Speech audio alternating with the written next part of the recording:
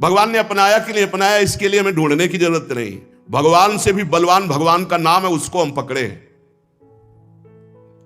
बात समझना। गोस्वामी जी कह रहे हैं जोगुना विराग कलयुग है, अष्टांग योग का फल है परमात्मा में समाधिस्थ हो जाना। कोई बिरला योग का प्रयोग परमात्मा समाधि के लिए करता है। नहीं, आप देख लीजिए, हम जो योग करते हैं उसका उद्देश्य क्या है? अनुलोम विलोम कपाल भाती जो भी करते हैं उसका उद्देश्य क्या है? शरीर स्वस्थता।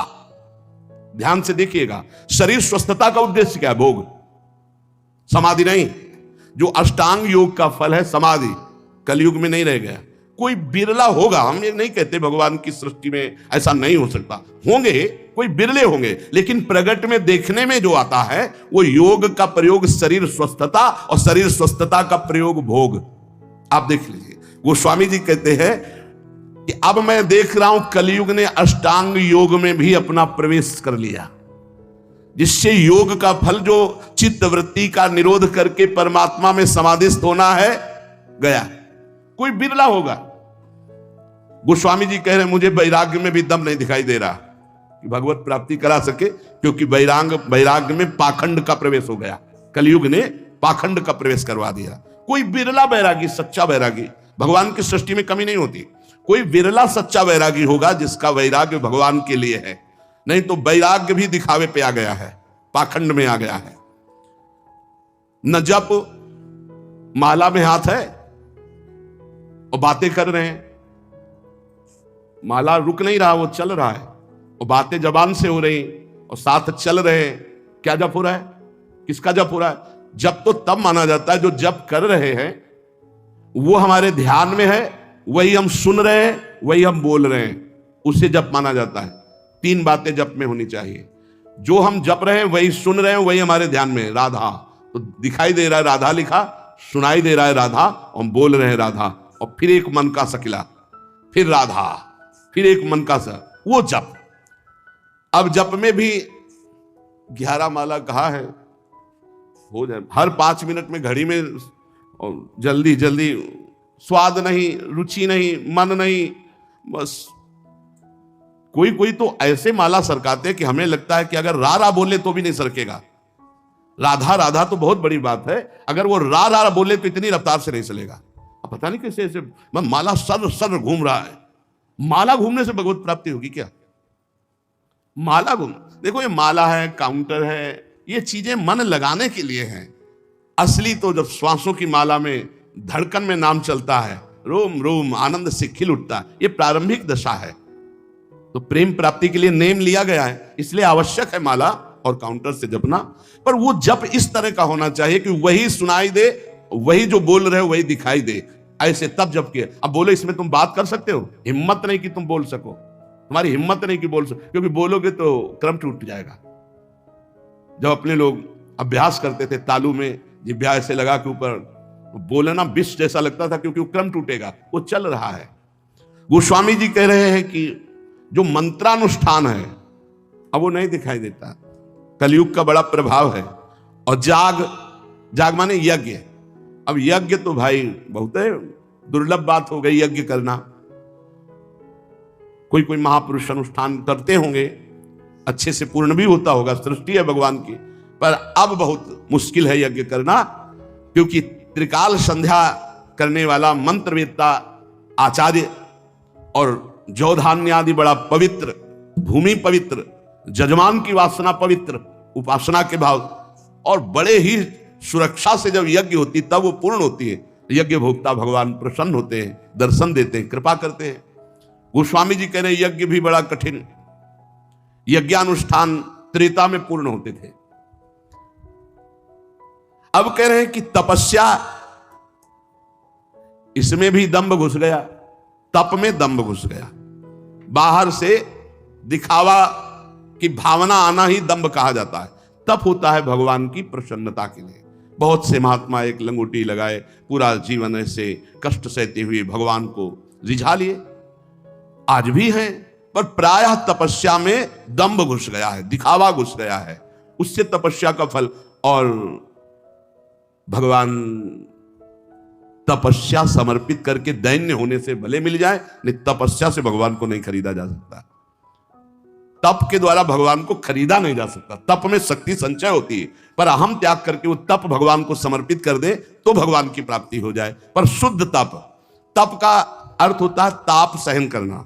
जैसे काम हमारे हृदय में ताप देता है, क्रोध हमारे हृदय में ताप देता है, लोभ मोह देता है, इनको हम सह जाएं। अपने धर्म में चलने पर जो कष्ट होता है उसे सह जाने को तपस्या कहते हैं। बोले वो भी दिखावा हो गया है, दिखावा हो गया। भगवान जानते हैं तो हम दिखावा किसके लिए कर रहे हैं, तो तप में दिखावा दंभ घुस गया। और बोले जो त्याग है, जोग न विराग जप जाग तप त्याग, त्याग कहते हैं हमारे हृदय में भगवत प्राप्ति की लालसा हुई है, जानबूझकर सारे भोगों का, सुख सुविधाओं का त्याग करके असुविधा युक्त जीवन, भगवान के लिए सब सुविधाएं हैं, असुविधा युक्त जीवन।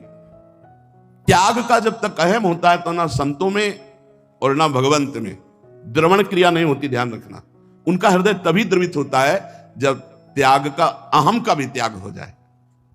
कई बार सत्संग में सुनाया है, पूरे भारत की नदियों का भ्रमण करके फलाहार दुग्ध आदि से जीवन व्यतीत करते थे। उनको जब सुनने को मिला महाप्रभु चैतन्य देव की महिमा की कीर्तन में अमृत बरसता है, तो उन्होंने लगा कि जब मैं जाऊंगा तो मैं त्यागी हूं, समस्त तीर्थों का अवगाहन किए हूं, फलाहार दुग्धाहार रहता हूं, तो महाप्रभु गले से लगा लेंगे। कीर्तन में पहुंचे, जे भी पहुंचे तो महाप्रभु का कीर्तन रुक गया और कहा कौन बहिर्मुख पुरुष आ गया जिससे कीर्तन का रस सूख रहा है, और वही आए हुए थे। बोले हटाओ इनको, हटा। अब वो जो दूर जाकर के खड़े हुए और रोने लगे कि प्रभु क्या मुझ जैसे अधम का आपके चरणों में कोई स्थान नहीं मिलने का? अगर आप जैसे महापुरुष, अंदर से प्रार्थना करते हैं, आप जैसे महापुरुष मुझ जैसे अधम को स्वीकार नहीं करेंगे, फिर मेरा उद्धार कैसे? महाप्रभु दौड़ पड़े और जाके गले से लगा लिया और कीर्तन में उन्मत्त कर। अहम का त्याग, त्याग की स्मृति का त्याग, दैन्य भाव, तो त्याग का भी महत्व भगवत प्राप्ति नहीं करा सकता। तीर्थ न धर्म जानो वेद विधि किमि है। अब तीर्थ, ध्यान देना, आप कलयुग की चाल का ध्यान देना, आप सब हृदय वाले हैं। घर गृहस्थी में उतने पापाचरण की वृत्ति नहीं आएगी जितना तीर्थ में आने की संभावना है। क्यों आने की संभावना है? कलयुग की कुचाल है कि यहां का पाप वज्र की तरह होगा, तुम्हारी दुर्गति होगी।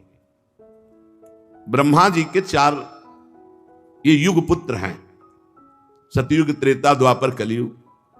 सतयुग से कहा मैंने सृष्टि की रचना में नरक की रचना की है, उसका भी ध्यान रखना, कुछ लोग उधर भी जाना चाहिए। बोले प्रभु हमारे राज्य में कोई नरक जाए असंभव, आपकी इस आज्ञा का पालन नहीं हो पाएगा, सतयुग ने कहा। त्रेता से, तो त्रेता ने कहा बड़े भैया का अनुसरण करेंगे।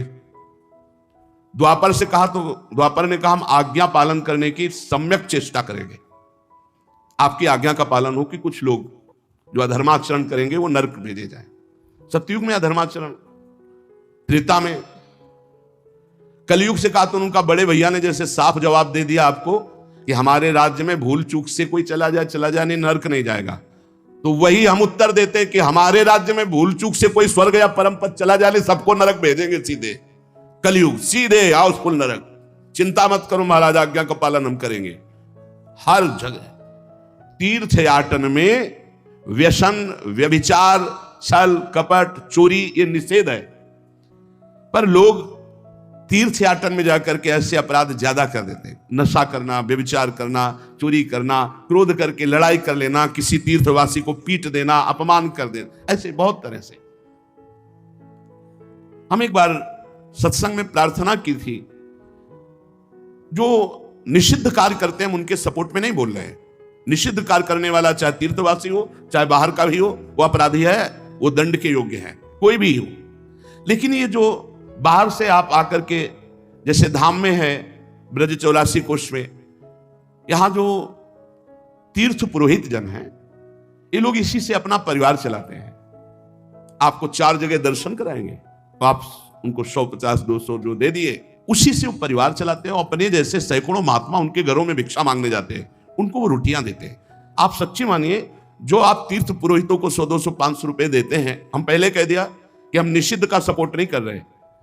हो सकता है कोई इसमें निषिद्ध हो, जो धन का दुरुपयोग करता हो, लेकिन प्रायः हमारे ब्रजमंडल में सैकड़ों हजारों संत ब्रजवासियों के घर से रोटी मांग के खाते हैं। इनके कोई खेती नहीं, इनके और कोई धंधा नहीं।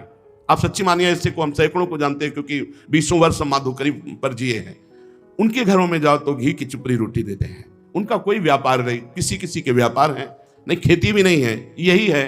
तो आप लोग जैसे आए 100 200 500 दे दिए किसी को, उनसे उनका परिवार चला, और 2-4 संतों को ऐसे को रोटी मिली जो आपके परिचय में नहीं, आप उनकी सेवा नहीं कर सकते, वो आपके प्रारब्ध का क्षय करेगी, वो आपके पुण्य को बढ़ाएगी। तो यहां ऐसा, जिसे आप अपनी सरल भाषा में पंडा कहते हैं, पुजारी कहते हैं, तीर्थ पुरोहित करते हैं, इनके प्रति दोष दर्शन मत कीजिए। इनको आप कहीं ऐसा ना सोचिए कि ये कितना दे दोगे आप एक होटल में जाते हैं मनोरंजन के लिए, लाखों रुपए खर्चा कर देते हैं। आप धाम में आए हो और रंगनाथ जी, निधिवन, सेवा कुंज 4 जगह दर्शन करा दिए, आप समझ रहे हो, और उनके घरों में आपके द्वारा दिए हुए पैसे से संतों को मधुकरी जाती है, संतों की सेवा होती है। 50 बाबा जी चले जाएं तो वो चाहे आधी आधी रोटी देंगे जरूर। तो तीर्थ में आकर किसी को पीट देना, गुस्सा कर देना, दोष दर्शन कर देना, हिंसा, बड़े पाप के से। तीर्थ में कोई निष्पाप तीर्थ करके चला जाए, बिरला, ऐसा नहीं कोई जाता नहीं होगा, होंगे बिरला कोई होंगे जो विश्वास और तीर्थ का फल लेकर जा रहे हैं, नहीं तो संशय हो जाएगा। आपको पहले पुण्य फल मिलता है विश्वास से, ओहो मैं धाम आया, बहुत बड़ी कृपा, अब तो हम निष्पाप हो गए क्योंकि भगवान के धाम के दर्शन हो रहे। एक बार भगवान शंकर और पार्वती जी हरिद्वार में देखा कि पर्व था, तो सब गंगा स्नान कर। पार्वती जी ने कहा ये सब लोग निष्पाप हो रहे हैं, देखो देवी भागीरथी में स्नान कर रहे हैं। तो उनका सब तो निष्पाप नहीं हो रहे, क्योंकि सबका विश्वास इस कोटि का नहीं है कि मैं गंगा स्नान करने से निष्पाप हो रहा हूं। भाव फल यहां प्रदान करता है तीर्थ अवगाहन में। भाव फल एक चीज नाम है जिसमें तुम्हारा भाव और कुभाव नहीं देखा जाता, लेकिन तो तीर्थ आदि में श्रद्धा और भाव तुम्हारा कार्य करता है। भगवान शंकर ने पार्वती जी से कहा इसमें 2 ही 4 गंगा नहाए होंगे, नहीं तो जले में डुबकी मार के जा रहे हैं, इनको विश्वास नहीं। बोले प्रभु ऐसा कैसे, सब देखो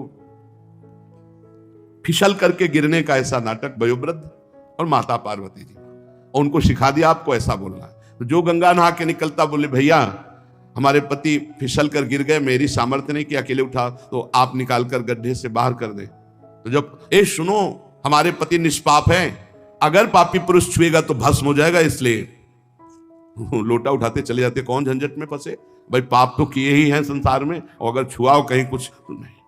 एक आदमी ऐसे गंगा गंगा गंगा डुबकी लगाई, गंगा जल लोटे मिले, तो उन्होंने कहा भैया हमारे पति को निकाल दो, ये फिसल के गिर गए, मेरी सामर्थ्य नहीं, पर निष्पाप पुरुष ही छू सकता है हमारे पति को, क्योंकि निष्पाप। अरे बोले मैया गंगा नहा के आ रहे हैं, अभी तुम्हें कोई शक है? और महादेव जी को पकड़ा और भाग फिर चला गया। पार्वती जी से कहा ये गंगा ना, इसको पूरा विश्वास है कि गंगा का स्पर्श होते ही सारे पाप नष्ट हो जाते हैं। गंगा पापम, गंगा जी पाप का नाश कर देती है। तो तीर्थ याटन भी लाभ ले पाना बहुत कठिन है। व्यसन, व्यभिचार, क्रोध, हिंसा बहुत बाहुल्यता है, छल कपट बहुत बाहुल्यता है।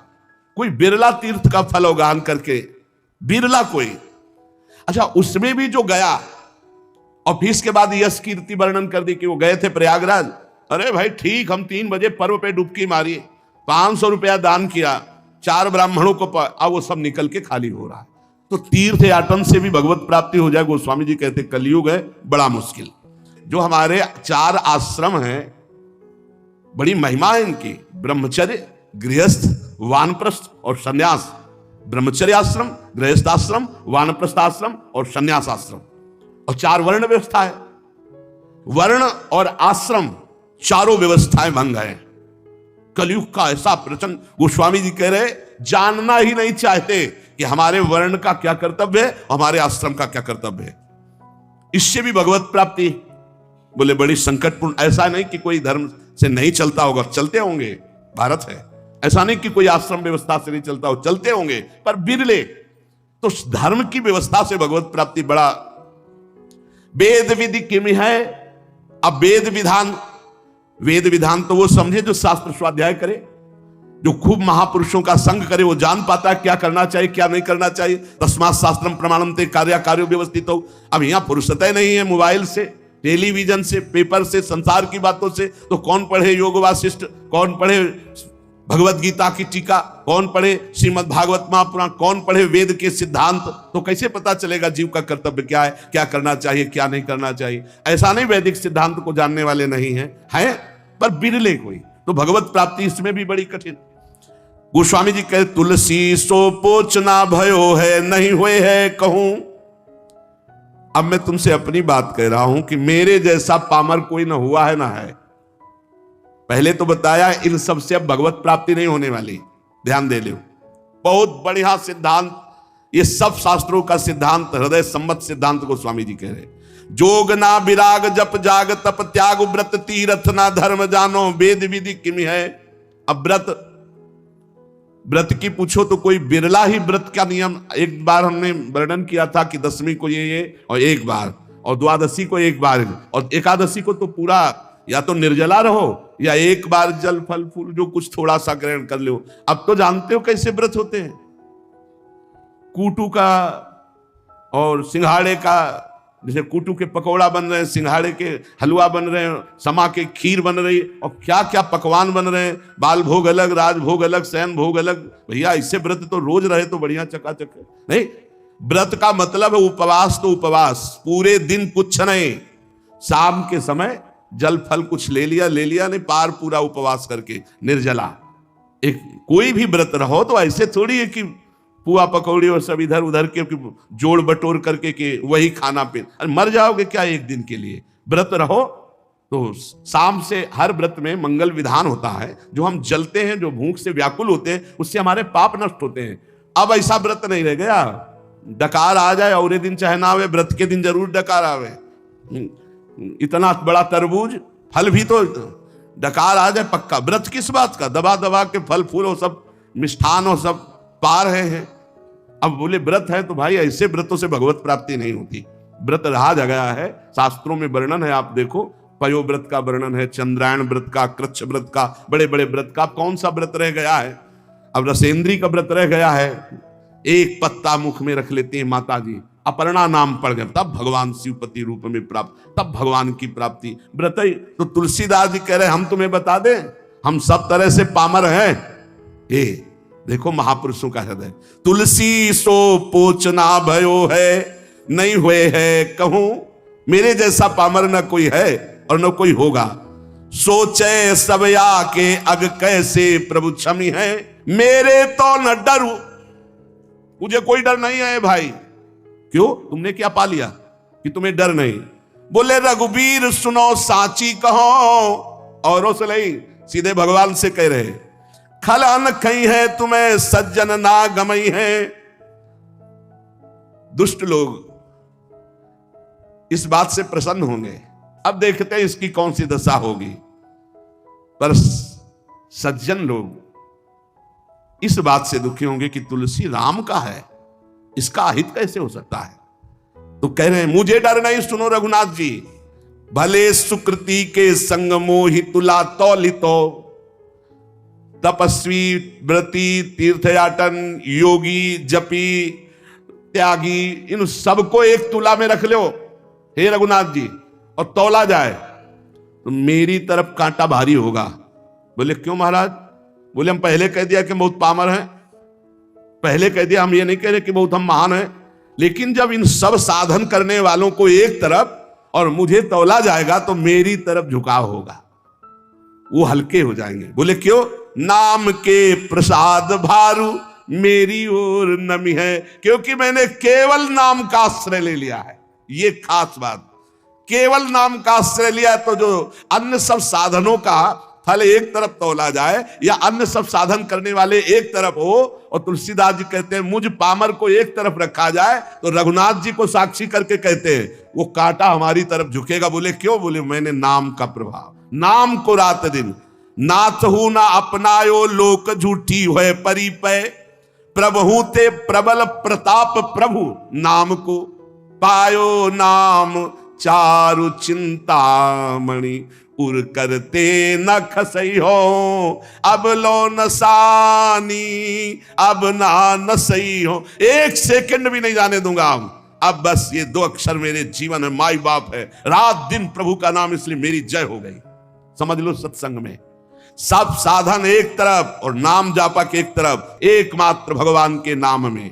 गोस्वामी जी कह रहे हैं, जागिए न सोइए बिगोइए जन्म जाए, दुख रोग रोइए कलेश को काम को, राजा रंक रागी और विरागी भूरी भागिए, अभागी जीव जरत प्रभाव कलि बाम को, तुलसी कबंद कैसो धाई वो विचारु अंध, धंध देखियत जग सोच परिणाम को, सोई वो जो राम के स्नेह की समाधि सुख, और जागिबे जो जीह जपे नी के राम नाम को। इस कलयुग ने सबकी बुद्धि को भ्रष्ट कर दिया है। हरिवंश महाप्रभु कहते, पाए जान जगत में सब जन, कपटी कुटिल कलयुगी टंचु। सबकी बुद्धि में कलयुग अपना प्रभाव दिखाए। गोस्वामी जी कह रहे हैं, इस संसार में ना तो कोई जाग रहा है और ना सो रहा है, अब प्रपंच में फंसे। बोले नहीं, जागते भी हैं सोते हैं। तो गोस्वामी जी कह रहे हैं, हम जागना किसे कह रहे हैं और सोना किसे कह रहे हैं? बोले जागिबो जो जीह जपे नी के राम नाम को, और सोई वो जो राम के स्नेह की समाधि सुख। सोना किसे कहते हैं? भगवान के चिंतन में डूबा हुआ आनंद मगन कब निद्रा में चला गया फिर जगह भगवान के चिंतन, इसे सोना कहते हैं। बोले संसार के जीव न सोना जानते हो न जागना। और जागना किसे? जब चेतना में है तो हर समय जबान से नाम जप कर रहे हैं। गोस्वामी जी कह रहे हैं, कलयुग है, जीवन का जीवन पूरा व्यर्थ नष्ट कर रहा है कलयुग। मनुष्य के दुख शोक रोग रो रहे हैं, जिंदगी बर्बाद हो रही, काम क्रोध क्लेश सब के हृदय में बाढ़ आ रही है। राजा रंक रागी विरागी भागी अभागी सबको कलयुग ने अपने में ग्रसित कर लिया है। कुटिल कलयुग का ऐसा प्रभाव है कि सबको अंधा कर दिया है। वह धंधा रसेंद्री जनेन्द्री का, ईमानदारी से देख लो, खूब बढ़िया खाने को मिले भोगने को मिले, अंधा कर दिया। ना ये चैन से सो पा रहे हैं ना जाग पा रहे हैं। चैन से सोना है भगवान का चिंतन करते हुए, भगवान के चिंतन में सोना, और जागना है रात दिन नाम चल रहा है, यही जगना है।